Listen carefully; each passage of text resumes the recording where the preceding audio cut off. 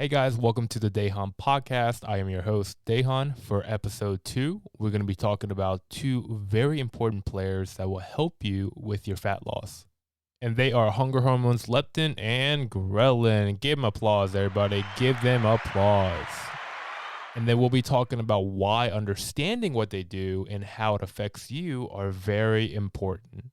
Before we dive into leptin and ghrelin, I want to talk about foods that actually make you feel satiated and full versus foods that don't keep you full or don't keep you full for a long time, or even worse, increase your hunger that makes you more prone to overeating. If you're getting an inclination saying, oh, is this kid about to talk about whole foods versus ultra processed foods? Yes, you're right on the money, but I want to talk to you about why I want to talk about them. And the reason why I want to talk about this is because it has been scientifically proven that highly processed foods, they don't satiate you. They don't make you full. Actually, they do the opposite. These foods are researched and created to have that perfect amount of sweetness, that saltiness, that crisp, that spice.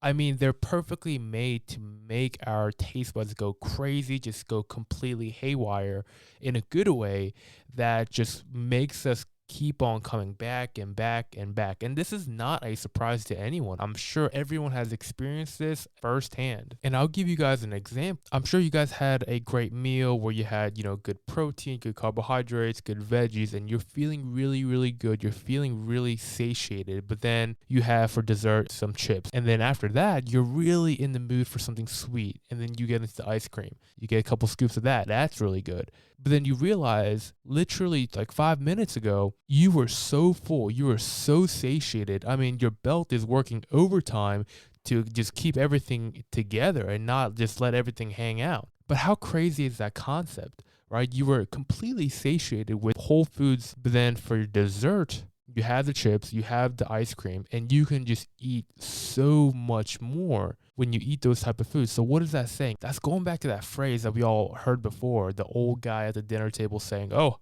I have an extra pocket for dessert. If you really think about it, that's a scary term, right? Like you just had a whole meal's worth of food, good protein, your vegetables, your fats. And then it's literally like you have some sort of extra storage space or pocket or a hole for a whole complete different subset of foods like dessert, like highly processed foods, like sugar, like candy, like ice cream. That is baffling because we all know that's not true. Like our body, our stomach is not made of glove compartments of different subset of foods. No, it's the one stomach, and you have a certain amount of food that you should eat where your body's telling you, okay, I'm full. And that's kind of segueing to the hunger hormones. Yeah, it will tell you you're full or tell you not full. But then a certain set of groups of food that just completely overrules or bypasses your body's ability to say, okay, like you're intaking food,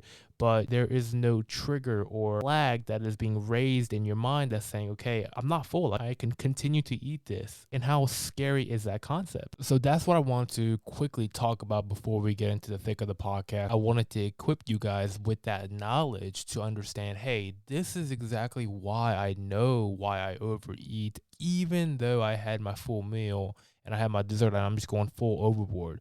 Now you understand exactly why your body does what it does and the effect these foods have on your body. Now to get into the thick of the podcast, let's start with leptin. Leptin is considered a satiety hormone that reduces appetite and makes you feel full. And it does that by communicating with the hypothalamus, the portion of your brain that regulates appetite and food intake. And as it is produced by your fat cells, the more fat mass you have, the more leptin you're going to produce and vice versa. But that is not always the case, as some people have leptin resistance. And that is when your brain doesn't receive the leptin signal. It mistakes that your body is starving, even though it has more than enough energy stored. The brain isn't listening, so no drop in appetite or hunger. It's a vicious cycle, and the fact that insulin and leptin resistance go hand in hand is even worse, and we can talk about that in another episode. So let's quickly sum it up before we unpack here. So eat more, gain more body fat.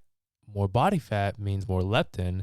But too much fat means leptin resistance. And then now the brain thinks you're starving. Now you're compelled to eat more. Then you get fatter, hungrier, eat more again, and then it repeats all over again. So let's unpack here because I think we covered a lot of stuff very quickly. So leptin's a great thing, right? It's a satiety hormone that signals that you're full. And in terms of fat loss, but more importantly, how your body functions, because it's a hormone, you want all your hormones to be working properly, not just leptin. So leptin is a great thing in the sense of fat loss because it is the mechanism that will tell you, yo, put that fork down. You are not hungry anymore. Like, let's go do something else. As I mentioned earlier, you're going to have more leptin if you have more fat mass, but you also have to consider that there's a fine line to this. You cannot be very all hunky-dory that you're big and you have all this leptin, and now you're going to have this strong sense of feeling of, hey, like, let's not eat anymore. No, because you have to consider leptin resistance. I mean, do you have leptin resistance? Because if you do have leptin resistance, your body is not going to be able to properly signal to the brain that you had enough food. So what are leptin resistance symptoms? Well, being overweight, high leptin levels, high levels of inflammation, finding yourself not able to lose weight no matter how hard you try, and experiencing very, very high levels of food cravings, especially those processed foods. Now that we went over how to spot leptin resistance, let's go over how to combat it. So just common things that come into my mind are increase your consumption of protein, your fats, and of course healthy carbs, healthy non-refined carbs, and of course you want to limit sugar and highly processed carbohydrates, refined carbohydrates, and also limit the number of snacking if you are snacking a lot. I always recommend it, especially to my clients, intermittent fasting. Very simple, very easy, and very free. So now to ghrelin. Well, ghrelin serves many purposes, but is most commonly known as the hunger hormone. So essentially, ghrelin increases your appetite. Ghrelin is secreted primarily in the lining of the stomach. Ghrelin increases hunger, especially prior to a meal, and decreases after a meal, typically around 3 to 4 hours after a meal. And just like leptin, it signals the hypothalamus that you're hungry. So let's stop right there. This is very important. This is the signal that says, hey, I am hungry.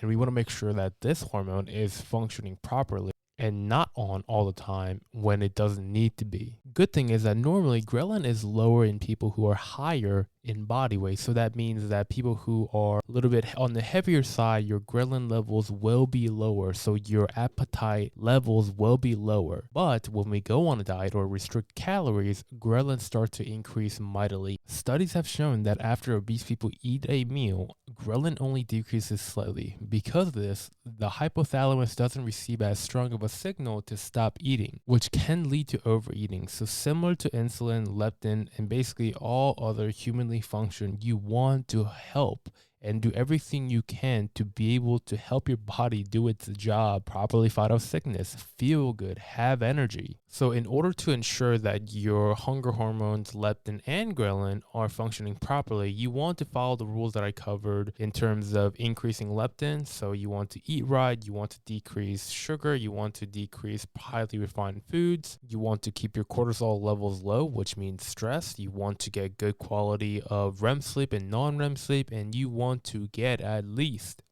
7, but for me, my standards are 8 to 9. I read this fantastic book called Why We Sleep by Dr. Matthew Walker, and I love the man. He is so genius, but what he covers in the book, so detailed, so amazing. The facts, I mean, it's amazing, and you will be blown away by how special and how remarkable sleep is and how we need it so darn much. It's remarkable how without sleep, every aspect of our life and health just declines very quickly. But with sleep, everything part about your life and health increases. And in terms of sleep and our hunger hormones, leptin and ghrelin, if you get less than 8 hours of sleep, your ghrelin will increase and your leptin will decrease. So what does that mean? It means that you'll be a lot more hungrier and you'll be less satisfied. And the most important part about this is that you'll be hungry for the wrong foods. You'll be hungry for the refined carbs, processed carbs, just high hitting like sugary foods like donuts, pizza, ice cream. So always keep that in mind next time you're thinking, I don't need sleep. Well, you do. Not only does it help you every aspect of your life, but it also helps you to lose weight. How about that? Not to get off on a tangent, but you also want to exercise, have a set routine of exercising multiple times a week, whether it's lifting weights, whether it's doing cardio, doing HIIT, CrossFit, whatever that you enjoy. You want to keep on doing it and keep on moving your body active, going outside, getting fresh air, and of course, catching some rays. So guys, I hope you were able to get a good foundational understanding and knowledge of what these hunger hormones are, what they do, and how they affect you and your fat loss journey. Guys, as always, knowledge is power, but knowledge without any action is dead, is nothing. So take away key action items from this podcast about leptin and ghrelin and implement into your life to better impact your fat loss journey and also your overall health journey. All right, guys, that is it for me in this episode. I hope you were able to learn a thing or two, and I will see you in the next episode.